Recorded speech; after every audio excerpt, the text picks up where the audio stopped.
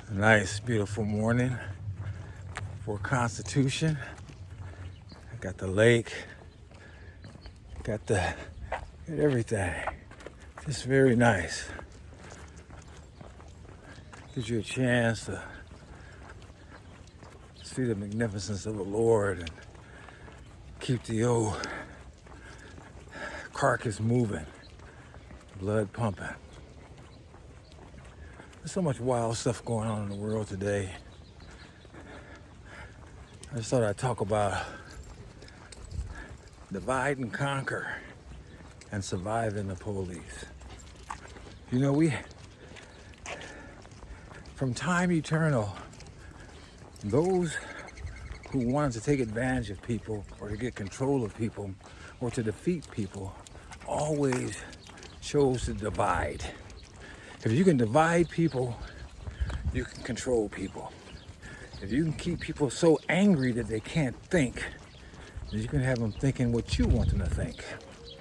And this is what's going on in a lot of places of America, particularly where the black man is concerned.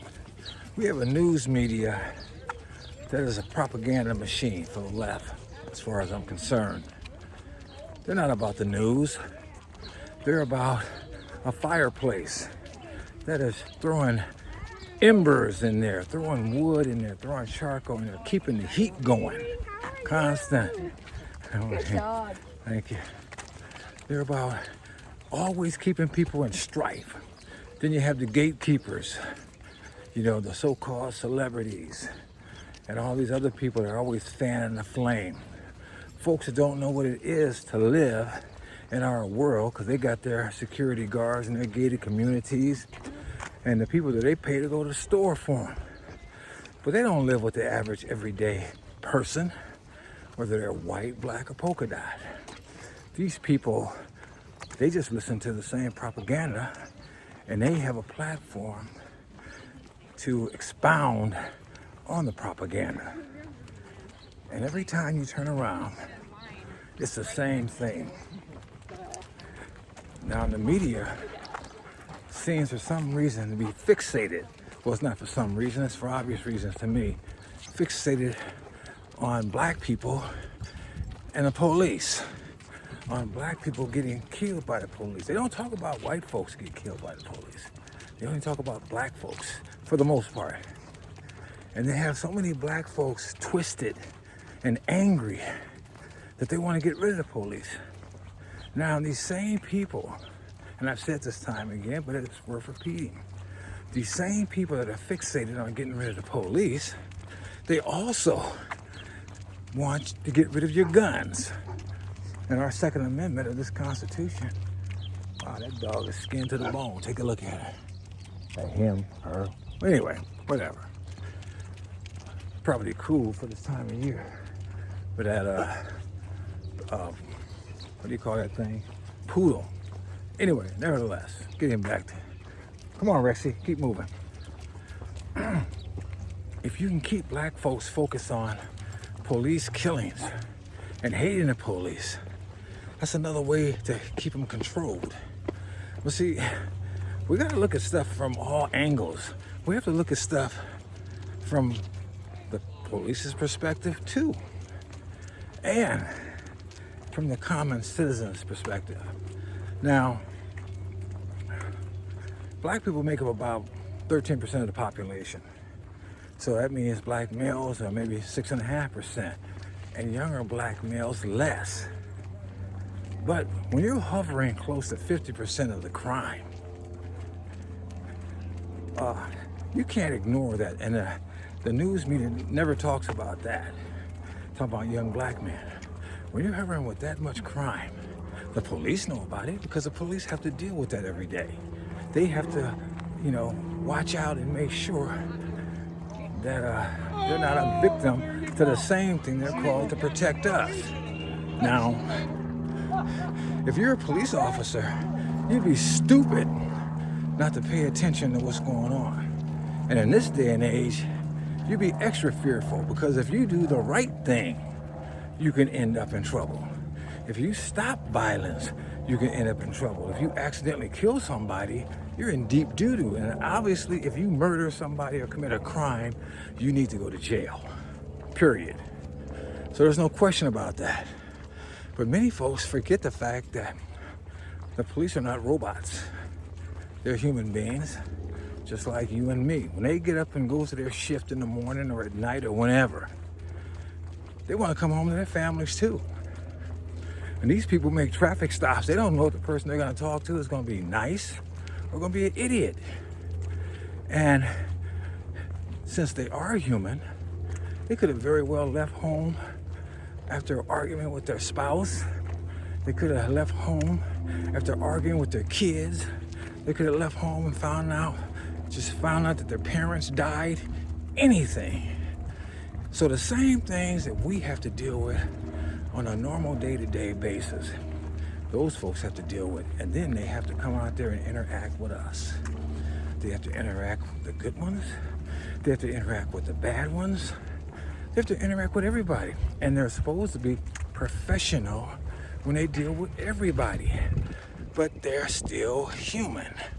And I know many times when I was at work, when I was working, Selfie man. people, hey, there you go. Taking pictures of. Huh? Besides yourself, what are you taking pictures of? Oh, I'm videoing. Oh, video. Oh, I'm sorry. That's all right. That's all right. You're in it now. Get the local. You're in it now. So the fact that they have to deal with the same things that we have to deal with, and they're expected to be professional when they do their job, it's harder. And like I said, when I was working and I had to do my job, there were many times people thought that I was being rude. And when I wasn't trying to be rude. You know, I was just trying to take care of business. So many people perceive things that may or may not necessarily be true about your attitude. But you have to do the job. And when these people get out there and encounter multiple situations all day long, every day, it's got to be a challenge. I wouldn't want that job.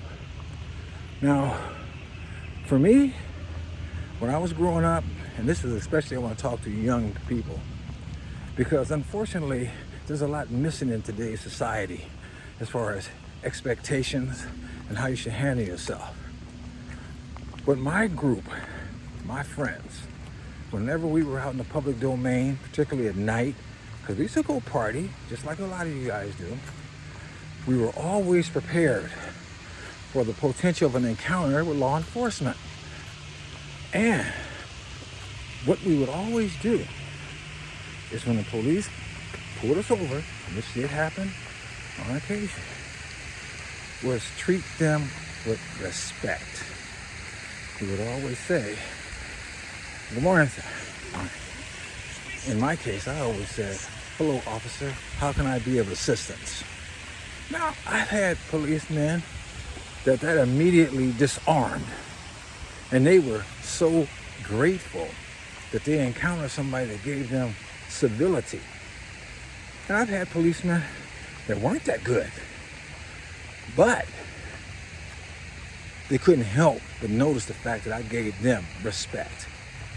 And since I give them respect, 9 times or 90 times out of 100, I'd get respect back. But I've never been beaten. I've never been any of those kind of things or weapons drawn on me, you know. And I would say that if you find yourself in a situation, hello, morning. If you find yourself in a situation where the police and you feel that they are rightly or you feel that they are wrong, the worst thing you can do is to get antagonistic. Because what good is that gonna do? What if you ratchet up something, get these people all riled up, and instead if they're scared half to death, like you are, they're scared half to death too sometimes. But you get them all angry, you're all angry, and say if you even feel as though you're right, so what?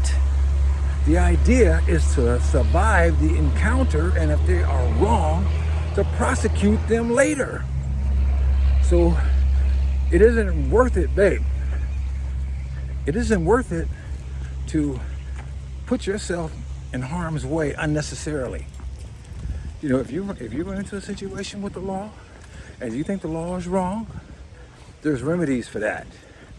But the number one remedy is to not make yourself, as Richard Pryor used to say, a statistic. Be respectful, take notes, understand. Don't get over here and start demanding stuff like you're in control of the situation. At that point, you're not in control of the situation. What you are in control of is your reaction to the situation. You're in control of how you respond to the situation. You're in control of how you evaluate the situation. And the number one thing you want to make sure is that you don't do anything that's going to jeopardize your well-being or the well-being of those with you. Be smart. Or as the Bible says, be wise as serpents and gentle as doves. And if they're wrong, get them. Get them at the right time. Get them the right way. Get them legally. You know, don't create a bunch of mess. Stay alive and then do what you got to do. But if you approach the situation differently, you shouldn't even have that problem. And getting back to what I was trying to say earlier, I grew up at a time where saying yes sir and yes ma'am was the norm. Not because you're kissing up to somebody, and I don't care what color they are. It's just showing them respect, particularly your elders. When you show people respect, you get respect. And yes sir and yes ma'am will open doors that no and yeah never will open. And everybody needs doors open for them. Everybody needs to get ahead. Everybody wants to get ahead. And everybody wants to go home at the end of the day. So, I'm not telling anybody to have to suck up to folks. I'm telling folks, you need to be respectful. You need to be smart. You need to look ahead for your future. And your future is only what you're gonna make it. And by the way, nobody's gonna stop you from getting ahead. The only person that can stop you from getting ahead is you. You might find roadblocks in this direction, roadblocks in that direction. Change course. Never let anybody tell you what you can't be. Never let anybody tell you that the white man is holding you back or anybody's holding you back. Ain't nobody holding you back. You gotta find the right path. And you keep moving forward. Because a lot of these gatekeepers want you to be angry and they want you to be hopeless. They want you to look at folks like LeBron James with all their money, knowing full well you'll never get that kind of money. They want you to look at all these people and be envious of them. And they want you to look at the evil side of society, or bad things, and make you think that you're destined for it. Where you're only destined to what God limits you to, your imagination limits you to, and your determination to work hard limits you to. That's it. Anything else you can achieve. So, don't let folks divide and conquer you. Don't let folks divide you on race, divide you on status, divide you on law enforcement, divide you on anything. Look at what other folks have to gain by keeping you down. Look at what the gatekeepers have to gain. Look at what all these folks see. What they can gain is keeping you in a situation where you're constantly angry, and they can say, yeah, they're angry, yeah, they're being abused and misused, but the gatekeeper's living high on the hog, and he's not telling you how to move ahead. He just wants to keep you angry. Don't be angry. Get with God and get ahead. Whew. Nice walk, nice talk. Dog is thirsty, so is the wife. So am I. This is Sam Tolley.